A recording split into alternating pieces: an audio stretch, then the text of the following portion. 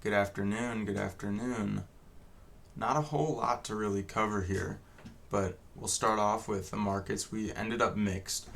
We were off to the races at the start. Oil was booming, and oil did finish the day 3% higher, so a big move there, and seems like some sort of continuation about what I talked about this morning.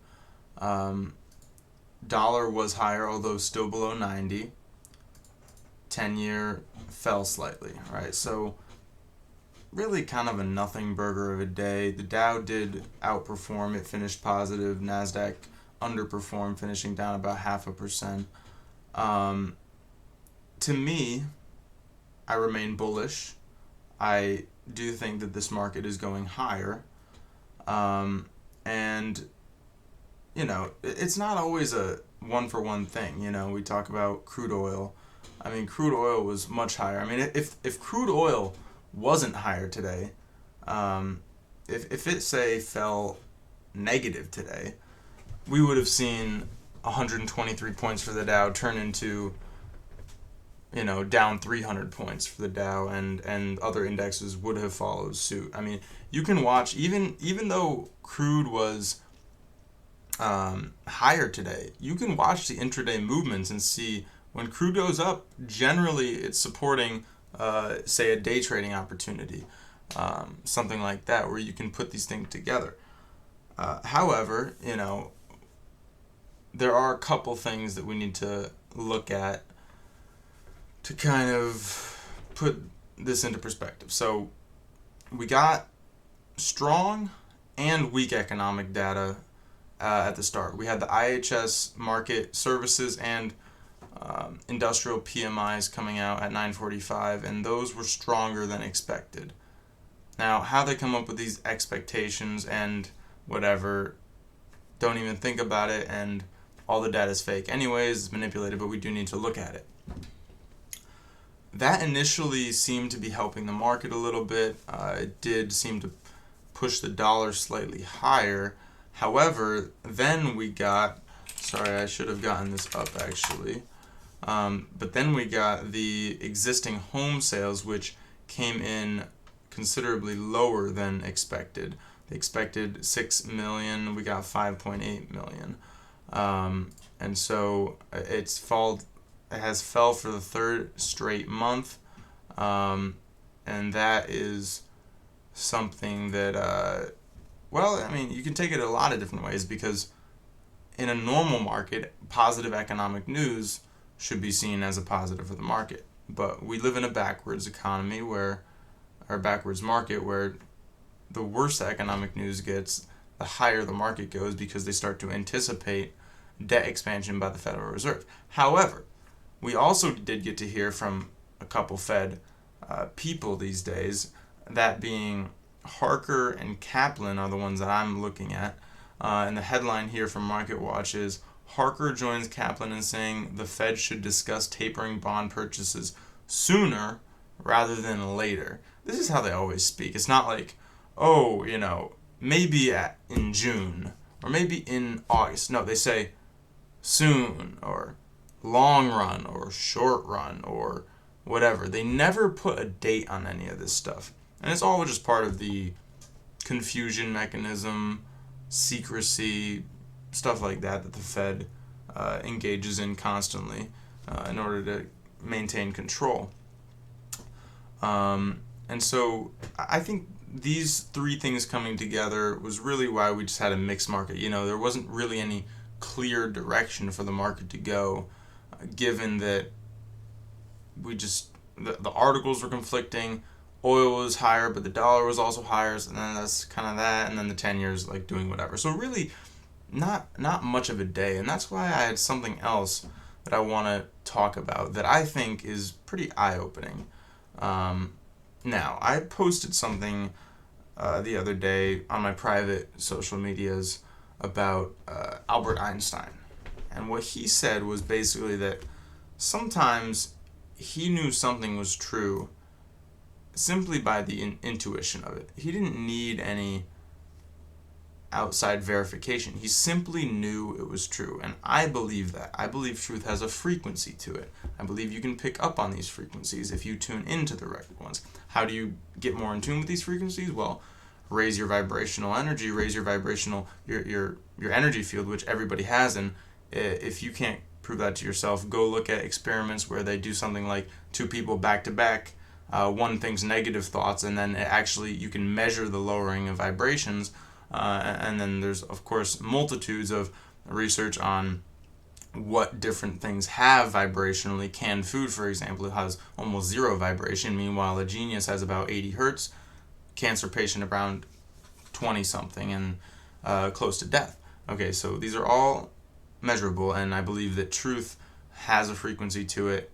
Lies are a lower vibration or a negative energy, and you can actually pick up on that if you're tuned in. See, I really think in the past we've lost intuition, and this is something Einstein also said. He said,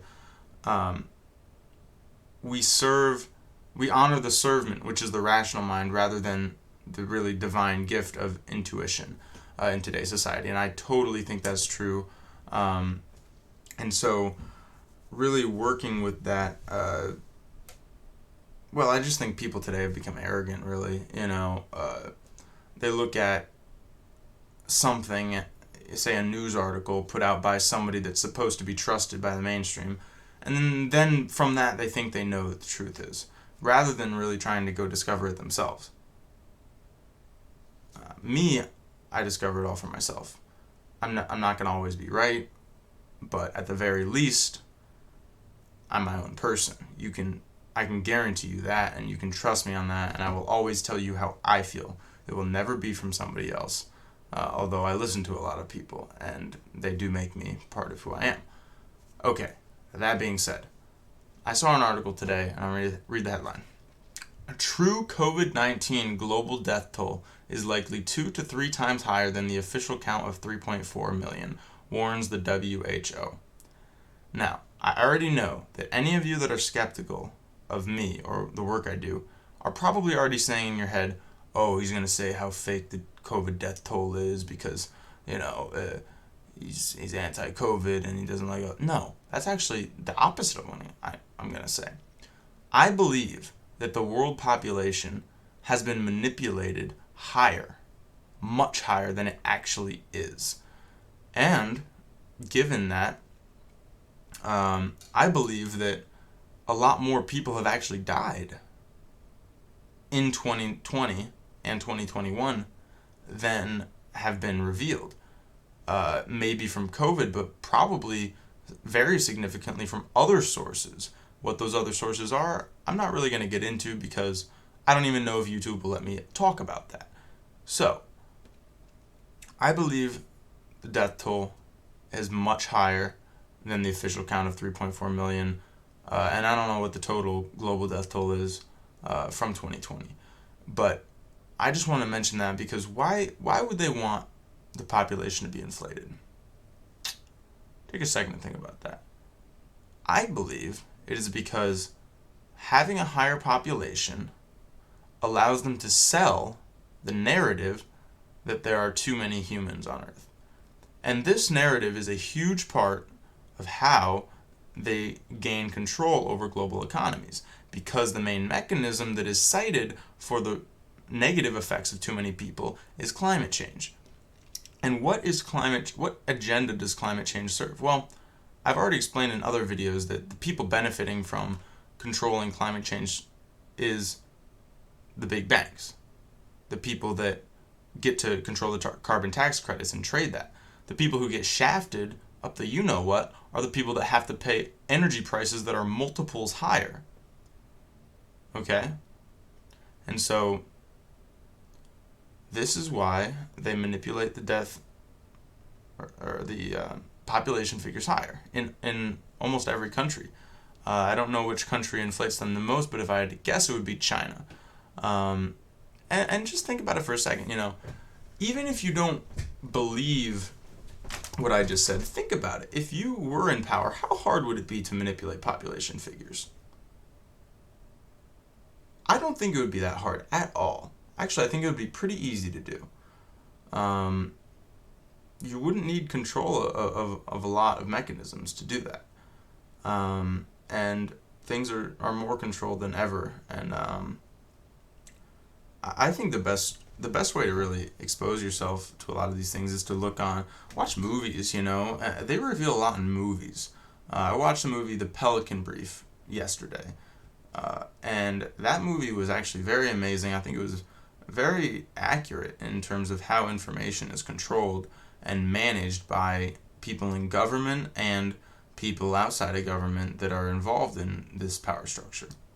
So anyways, I'm going to leave it there. I did want to mention cryptocurrencies. They did fall under pressure earlier today, and they continue to fall under pressure. Bitcoin at around 36, 37,000. Okay. I continue to hold my cryptos. I will add if Bitcoin drops to something like 20, 25,000. I've already added to many of my positions, but I think those are going higher as well.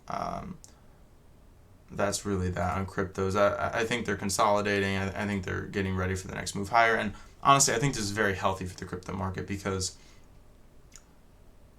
greed consumes people very fast. And right now, we've had this fear narrative, but if we go right back into greed with cryptos, it just doesn't make a lot of sense to me. So we have this fear, and then we just kind of have this middle ground where it's like, what's really happening? And then we'll have the move upwards. And I think that makes a lot of sense. So I'll leave it there with you. I enjoy all of you. I hope you have a great rest of your day. And please, just leave a comment, leave something to help your boy out. I'm trying to grow. Okay? All right.